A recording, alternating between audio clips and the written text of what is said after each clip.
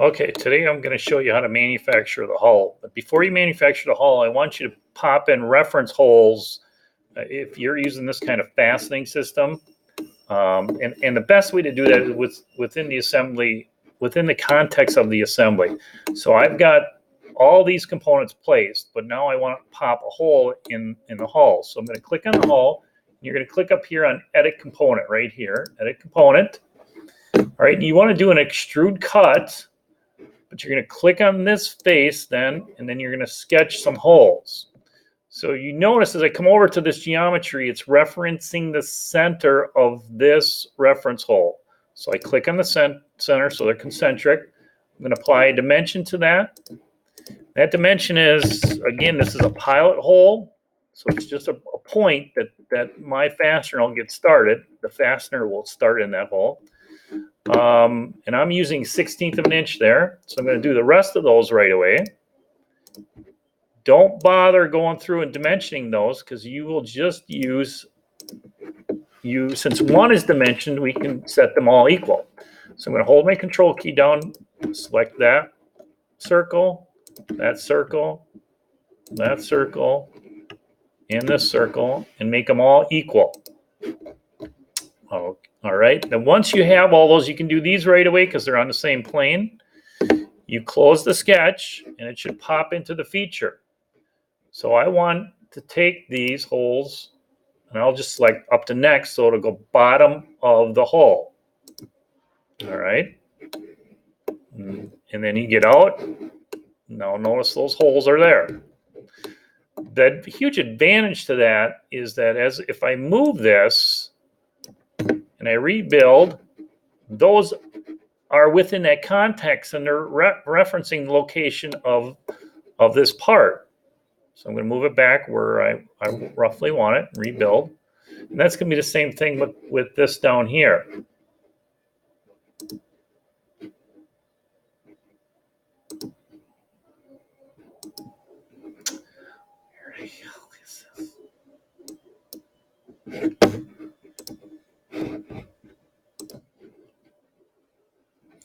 Okay, now, since I've got those holes in there, now I want to basically, you're going to create a DXF file for this part. So I want you to open up the individual part. Now, if the transparency here on mine is messing with you, I'm going to change the transparency.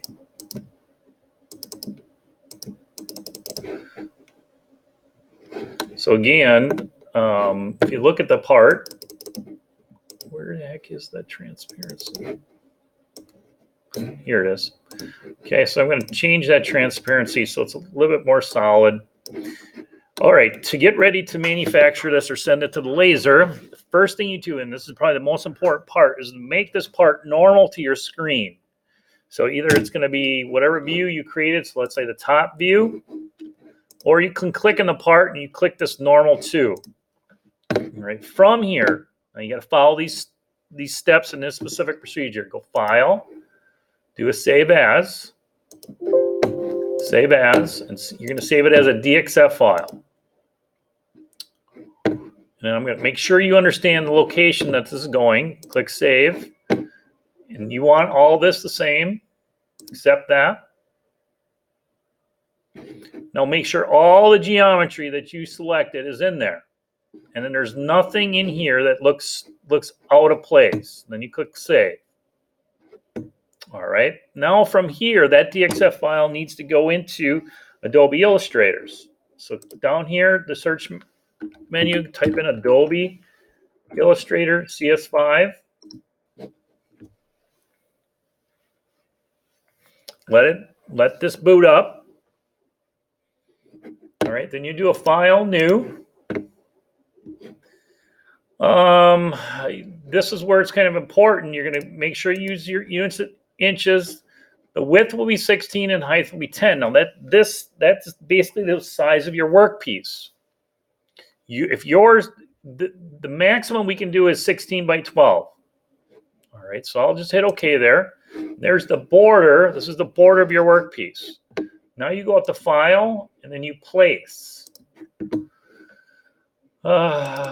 So you find that DXF file that you just created right here. It's the Hull Hovercraft. That's what I just created. I'm going to click on place. Make sure you leave it original size and it comes in 1:1 and center the artwork. Hit OK. That looks pretty good. I'm going to get rid of these two. I don't need these. Now it's real critical that you change everything that is being cut through to a certain line thickness, and then whatever is being engraved, you just leave it at that line thickness. So I'm going to hold my control key down. I'm going to go all the way around my part and select this geometry. Oh, wait a minute. No. Okay, select the geometry, and up here you need to change it to 0.001. Select geometry, 0.001. Probably a quicker way to do this, but I don't know what it is. So everything that is being cut all the way through the foam needs to be set at that line thickness. If it's not, the laser will not identify it as geometry that goes through.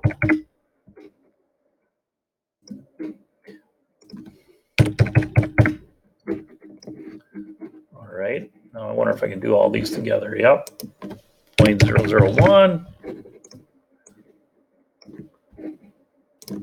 0.001. So I'm just using a window and windowing all that stuff in.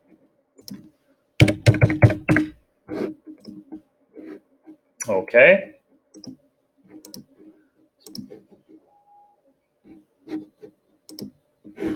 Oops. So within Adobe Illustrator,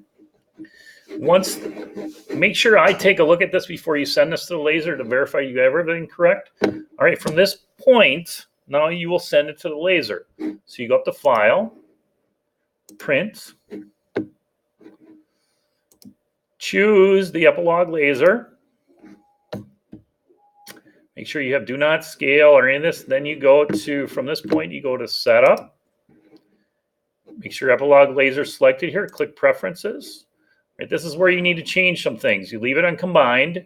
Piece size is what we put in there before, 16 by 10. All right, the raster setting, the speed is at 100%. The power is at 60%. Anywhere close to that, if you don't get it dialed right in, that's fine. Then the vector setting, that's what cuts through the part, is 100%. The speed is 100%. Power is at 45. Leave the frequency where it is. And all those settings should be good. And you hit OK. Print.